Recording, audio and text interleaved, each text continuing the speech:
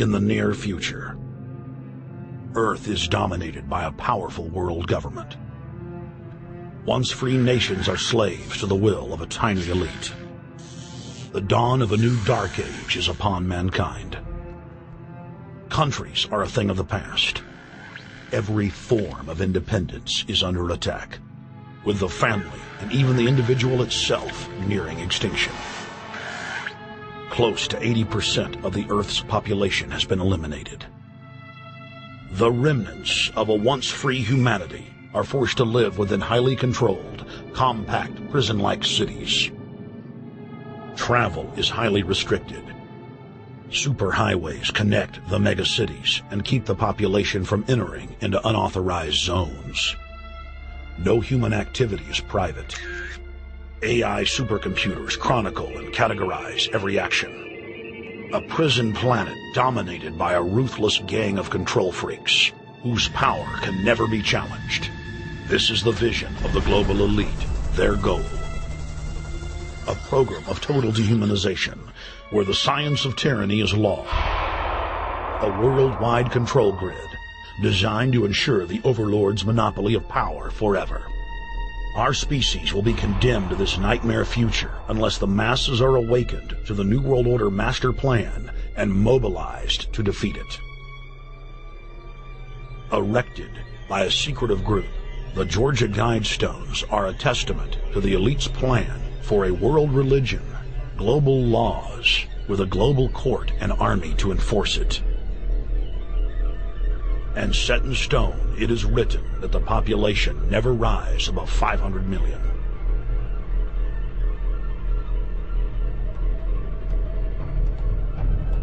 In this film, you will learn how our world is truly governed. You will see how highly secretive roundtable groups interlock to form a global intelligence network. This group has been steering planetary affairs for hundreds of years. Now, in the final stage, they prepare for open world government. A goal tyrants throughout history have lusted after. Dr. Michael Kaufman is a published ecologist specializing in ecosystem research, forest ecology, and ecosystem classification.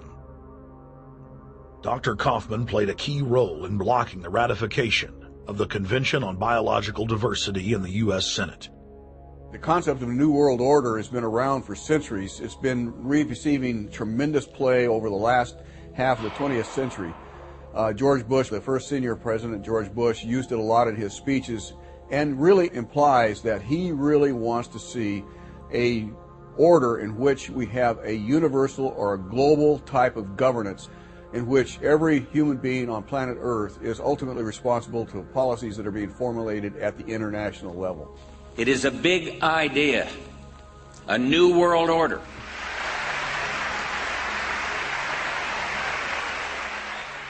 President Bush said that the New World Order was in tune, and that's what they were working for. The UN is part of that government. They're working right now very significantly for a North American Union. That's why there's a lot of people in Washington that don't care too much about our borders.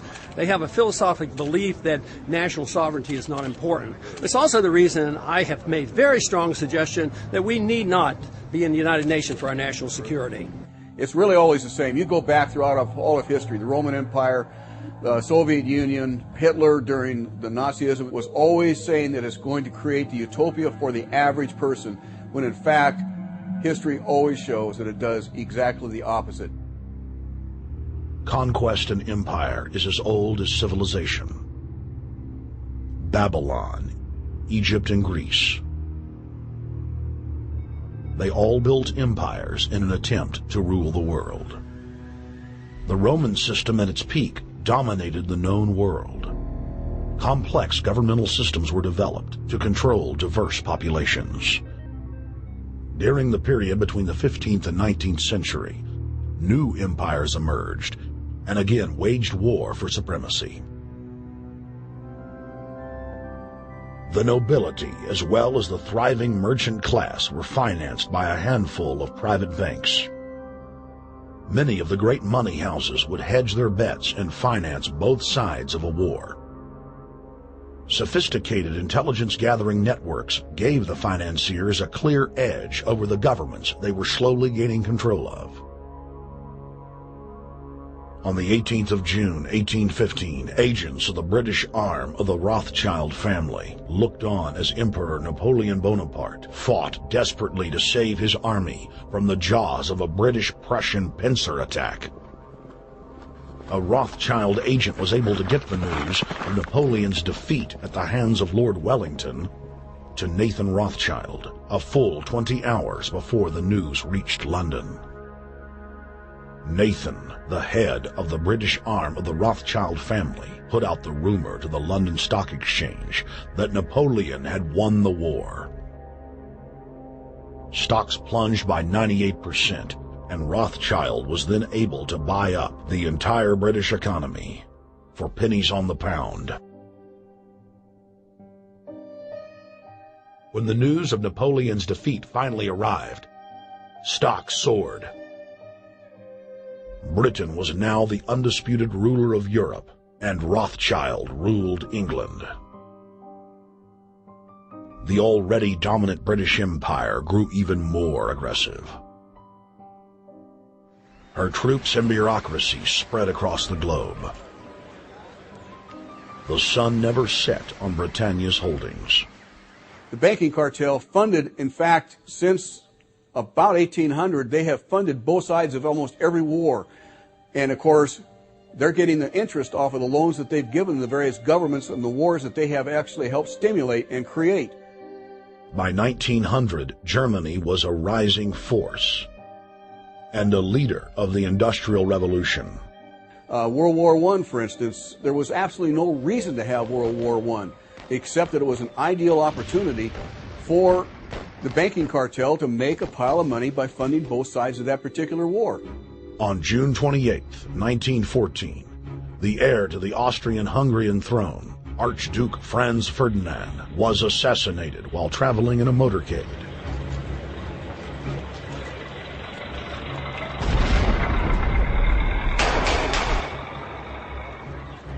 The Black Hand, a Serbian secret society with connections to French and British intelligence, took credit. World War I had begun.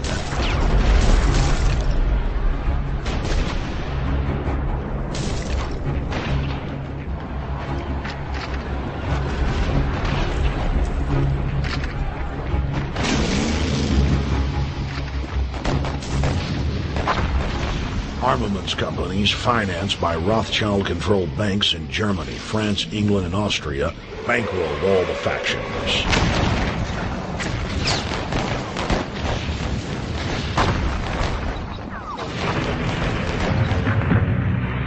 At least 20 million were killed in the war. It was a conflict so terrible the people vowed to never fight again. They dubbed it the war to end all wars. Question is, why did they want war? Well, first of all, is money and power.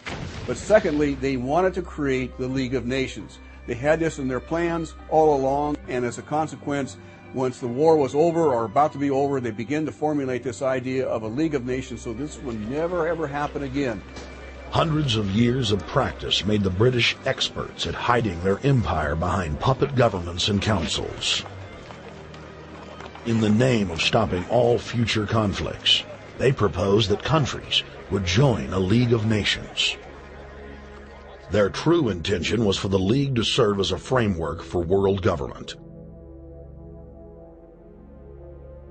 President Woodrow Wilson, who had spearheaded the establishment of the private Federal Reserve System in the United States in 1913, strongly supported the establishment of the League of Nations. Woodrow Wilson was a very naive president. He was basically a college professor that was grafted into this whole system. The League convened in Paris in 1919, but many nations recognized it as a threat to their sovereignty and refused to join. Frustrated by the U.S. Congress blocking the League of Nations, British intelligence, with the help of the Rockefeller family, set up the Council on Foreign Relations in New York City in 1921. The Council recruited the best and brightest of American life to support the growth of the Anglo-American Empire.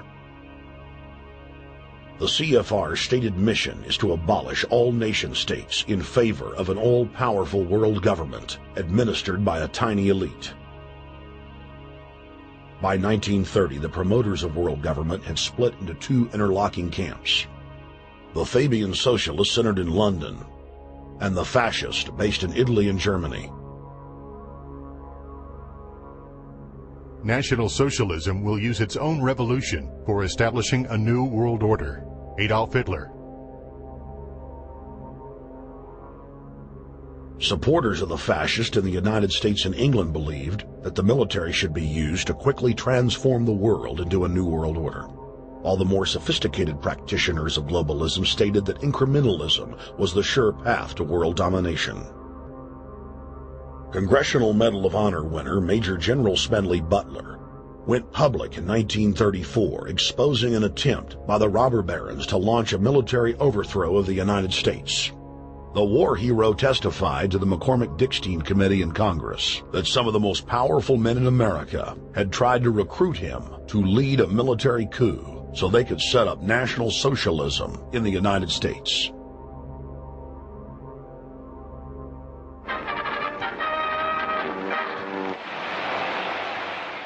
I appeared before the Congressional Committee, the highest representation of the American people, under subpoena to tell what I knew of activities which I believe might lead to an attempt to set up a fascist dictatorship.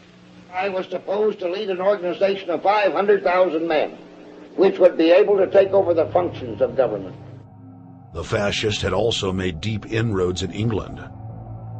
Edward VIII, King of England, was forced to abdicate the throne because of his public support for Hitler.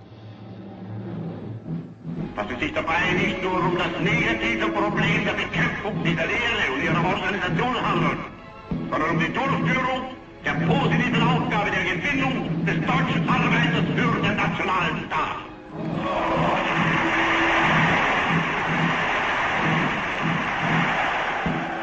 Though the German-led fascist camp was strong, the Fabian socialist bloc was able to maintain control of the U.S., Russia, and England.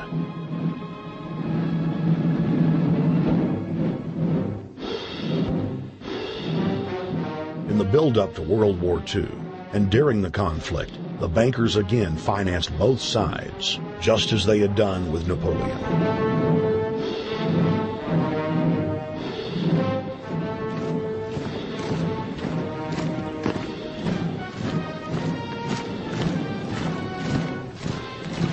With the rise and fall of the Third Reich, Europe lay in ruins.